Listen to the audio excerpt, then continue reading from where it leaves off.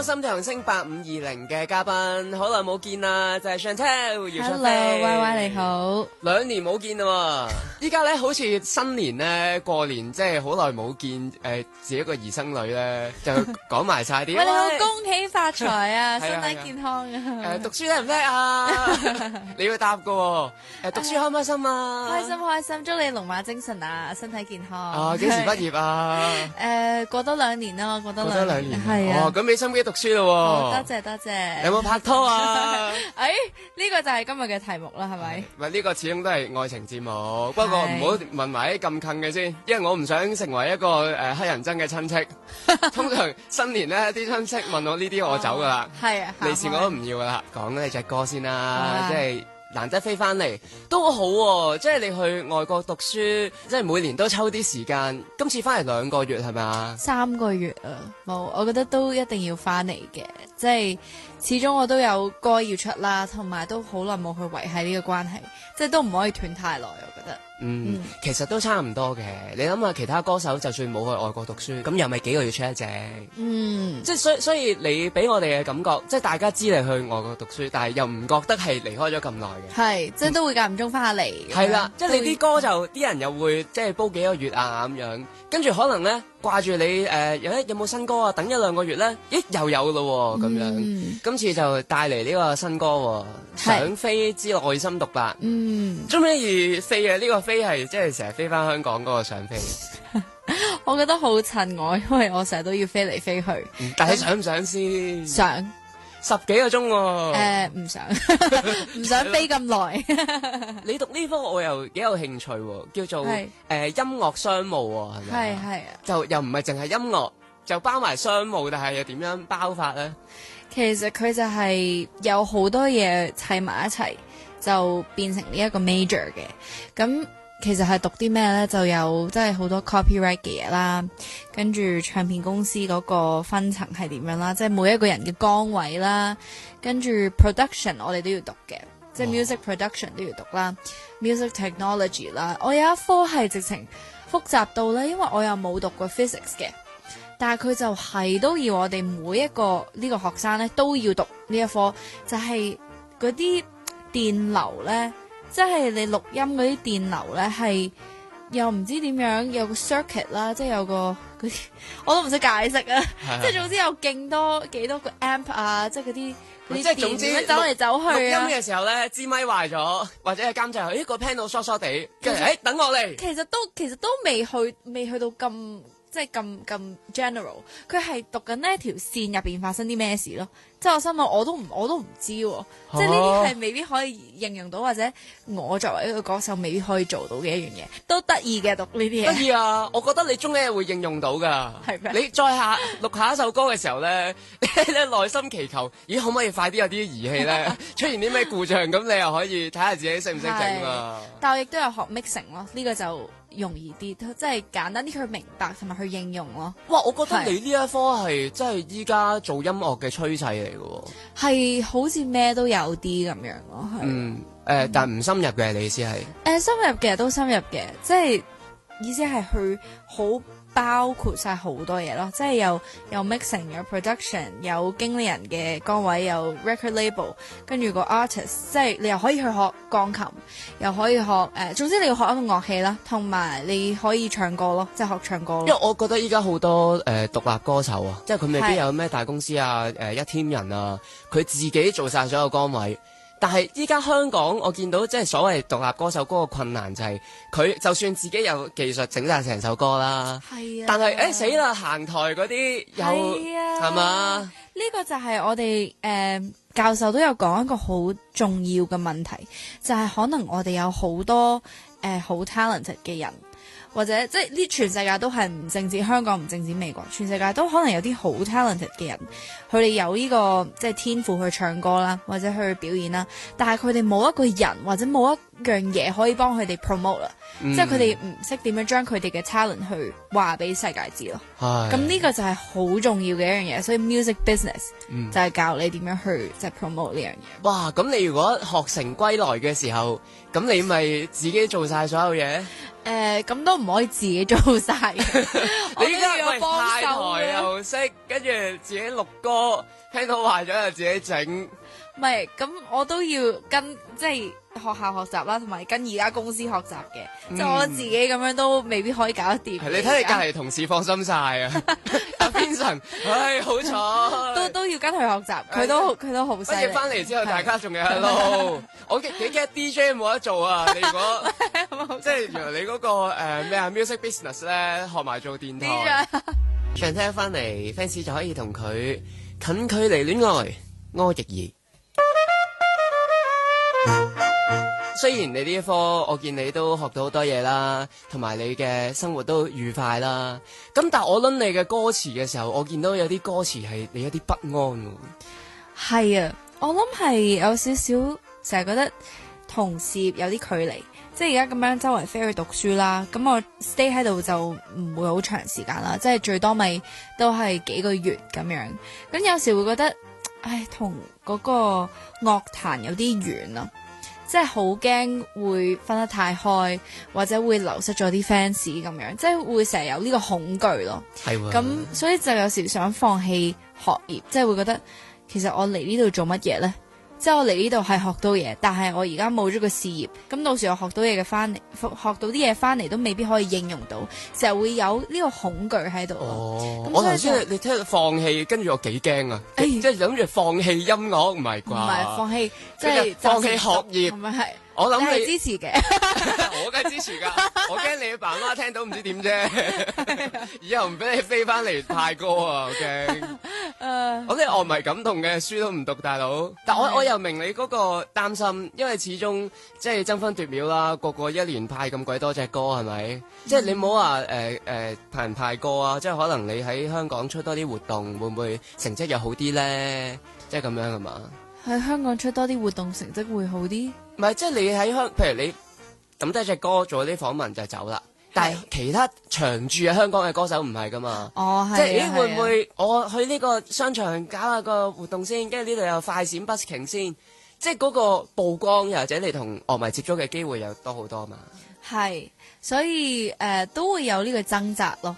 即係會覺得其實我係咪本身留喺香港就最好呢？咁但係我又覺得其實如果我唔去闖下，即係唔出去闖下去見識下呢個世界，認識更多嘅人，其實你咁樣數下都冇乜機會可以再有一啲咁長嘅時間，同埋喺呢個年紀嘅仲要去咁樣闖咯。所以我覺得呢個係其實 perfect timing 嚟嘅。真係啊！你知唔知 Uncle 我呢？我大學嘅時候我都係翻 part time 啦，即係翻雜誌喎，即係佢要知我讀書啦，翻2日啫一個禮拜，我都係好唔想讀書㗎。跟住依家出咗嚟做嘢幾耐啊？都7年8年啦。我望一望我幾時退休？死啦！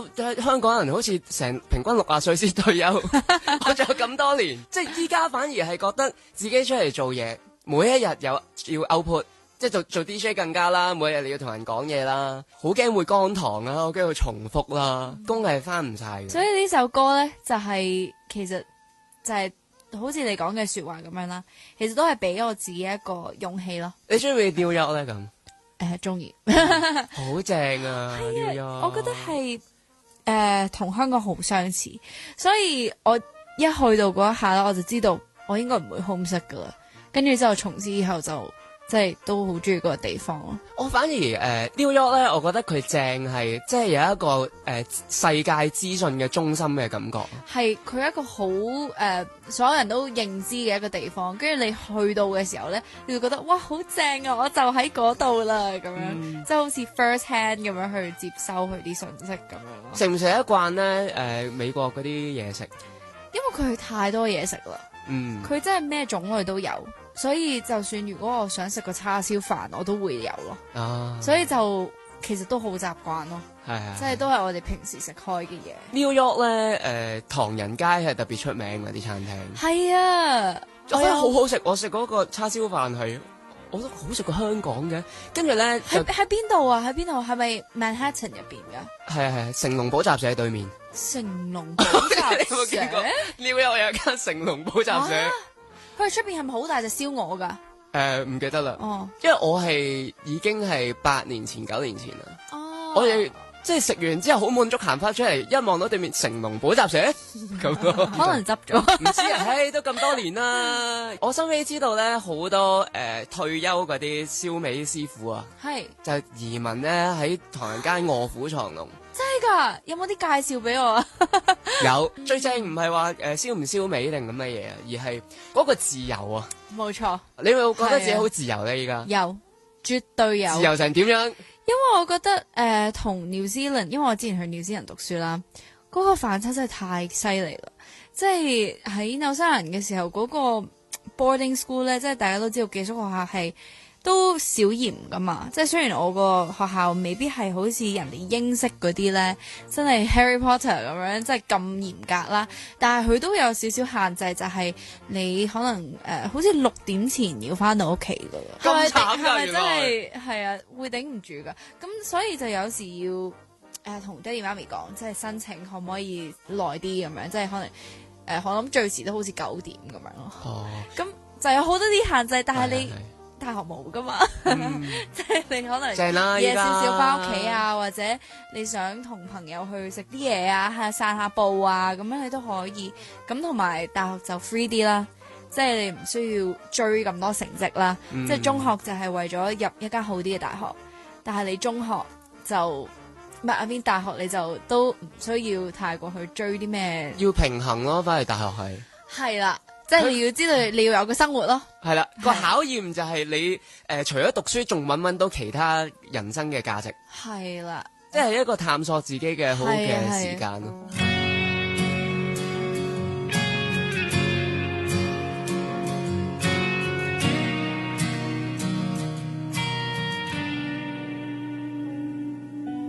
不必解釋，人為什麼活，無需要定型，我世界很闊。心跳行星8520，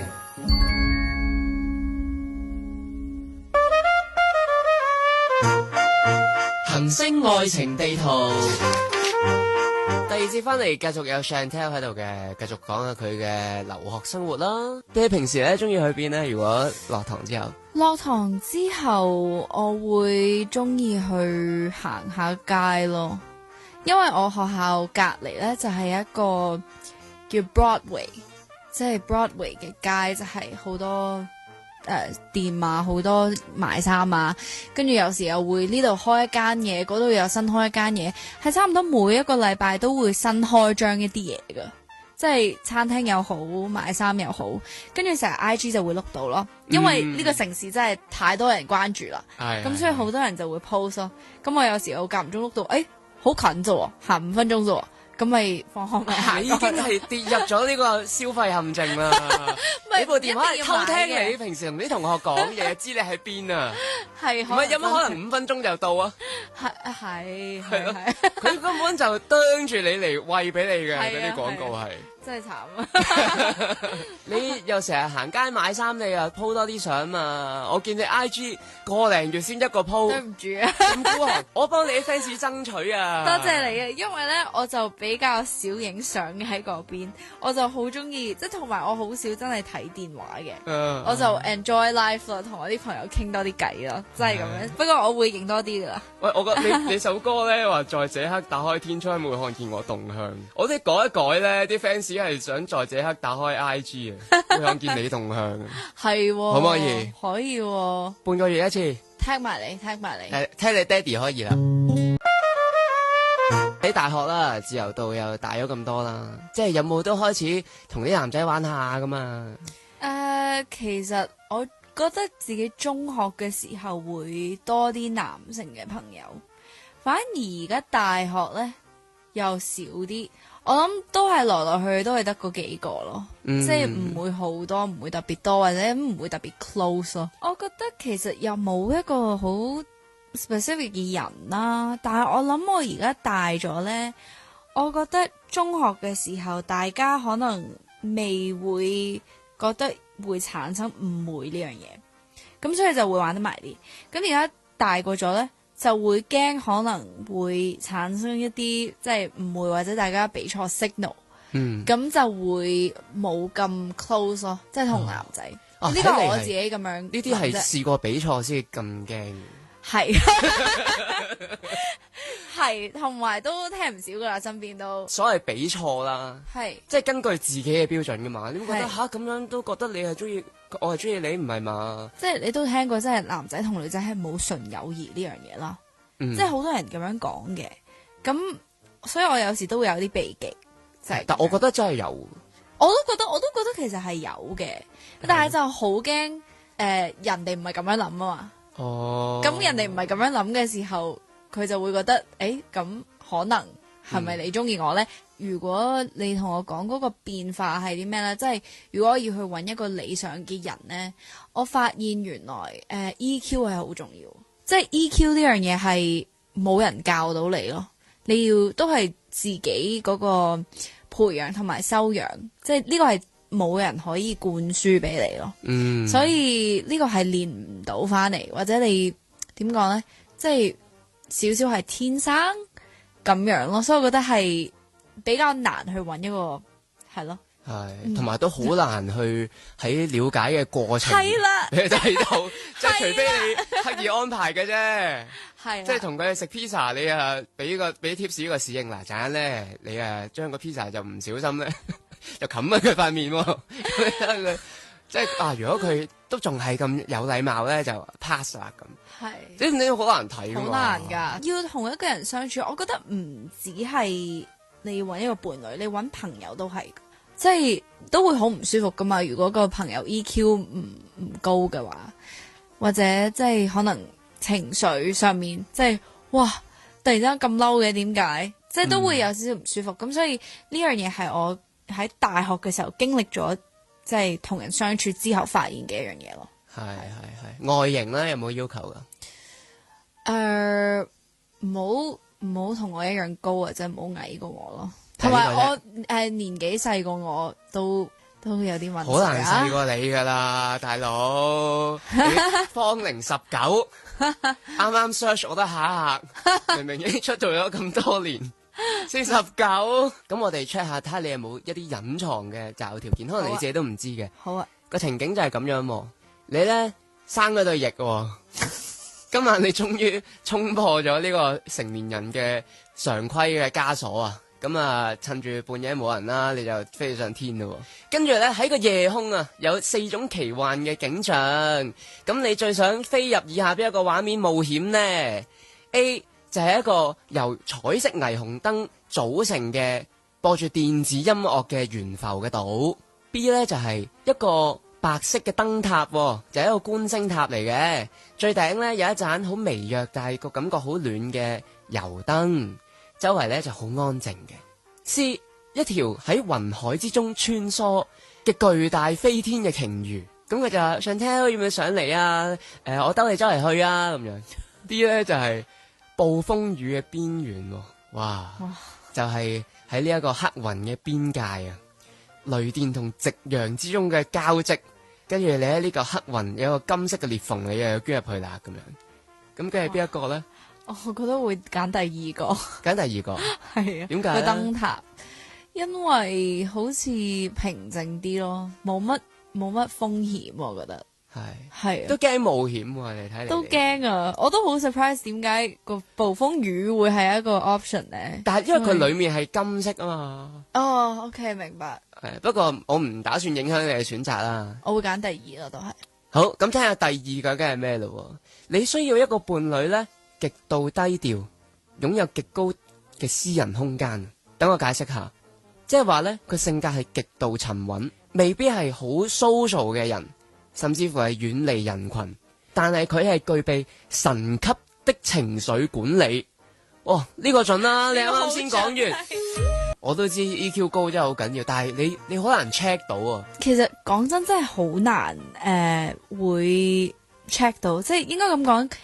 佢可能而家擺出嚟個樣係咁樣，但係佢未必真係咁樣咯，即係未必內裏真係咁樣，或者佢可能係俾你嗰個感覺好似係咁，但係原來你識落佢唔係咁樣咯。你呢個心態嚟講咧，我身邊有啲身經百戰嘅女仔 friend 咧，都有咁同樣嘅心態，但係嗰啲係因為佢見過太多鬼，所以怕黑，而你咧即係有一個咁高嘅戒備咧，又會唔會太小心翼翼咗啲咧？你係咪喺外國即係見到好多好騎呢啊，好光怪陸離嘅古仔啊？我諗見得太多就係、我諗朋友同我訴苦咯，或者見到一個人，即係可能同佢傾咗兩句，覺得佢係一個好好嘅人，或者好 nice 嘅人，點知原來佢唔係咯，或者點知原來佢係呃人嘅，有呢啲情況咯。哇！你講過你聽過最離譜、最不可思議嘅經歷嚟聽下。就我有個朋友，咁佢識咗個男仔啦，咁佢係都幾 nice 啦，又offer 佢，即係可能我幫你 call 車，跟住又即係接佢放學咁樣，即係做好多嘢，又話送飯俾你咁樣啦。咁但係佢就呢個女仔朋友，佢好唔中意人食煙嘅，超級唔中意嘅。咁佢就同嗰個男仔講，佢話我唔中意人食煙。個男仔就話我都好唔中意。但係佢有一次咧，佢就同個男仔去咗佢屋企喎。咁就發現咧，個男仔張台嗰度咧有兩支煙，唔係一支，係兩支。Twice 打孖嚟。咁佢就問個男仔，佢話呢個點解你會有煙喺張台度嘅？咁樣佢話呢個我朋友漏低嘅咁樣，即係唔認啦。總之，跟住可能隔咗2日之後咧，佢喺條街度撞到呢個男仔，就見到呢個男仔擔住煙，係啦，咪一支啫，一支啫。海婷嗰個我個朋友就會覺得，點解你連咁少嘅事都要呃咧？咁同埋就之後發現佢都同好多唔同嘅女仔傾緊偈咯。哎呀，係啦，呢啲就係我自己好唔想遇到嘅一啲事咯，即係信錯人咯。但係佢勁喎，佢同時 manage 咁多女仔，又 call 車又帶飯，即係膳食供應商嚟喎佢，同埋佢係一個 call 車台喎，做到都唔簡單㗎，即係極大嘅細心，係嘛？不過都唔係建議佢咁樣做啦，係梗係唔啱啦。不過頭先聽你講咧，即係瞞住呢一個壞習慣啦。個女仔話咁小事都要呃，但係我諗個男仔咧都有啲掙扎嘅，即係我嘗試幫佢講少少說話，因為佢知道個女仔係好介意嘛，所以都唔係咁小事啊，即係佢就係 feel 到係大事。如果你真係中意佢嘅話，就一係戒咗佢，一係就同佢講我食嘅，睇下佢有咩反應咯。係咯，我都想知應該點樣處理，即係譬如話嗱，我真係好中意嗰個女仔啦，但係譬如我有個極壞嘅習慣，就摁腳嘅咁樣，咁我又好中意佢，一俾佢知道我摁腳，我就即死啦咁我都會有機會咧，我會會唔會對佢好啲先，等佢中意咗我啦，到最後咧先俾佢發現我係摁腳，咁先你有得傾啊嘛。但係如果我 day one 我就俾你知道我摁腳，咁我連之後我連帶飯俾佢都冇可能發生喎。我覺得睇下嗰個人中唔中意你先咯。如果佢係未中意嘅話咧，咁你就冇 risk 咯。我諗都係自己默默去戒咗先，即係之後先同佢講，其實我為咗你戒咗。我覺得咁樣仲感動。誠信係好緊要嘅，頭先講笑啫。有啲咩再 update 我哋呢個星球啊？多謝多謝。但係喺你離開嘅呢一段期間，應承大家要出 post 多啲 post。幾耐話？幾耐話？半個月。係啦，使唔使聽我啊？唔使。唔使係啦，最緊要呢樣嘢。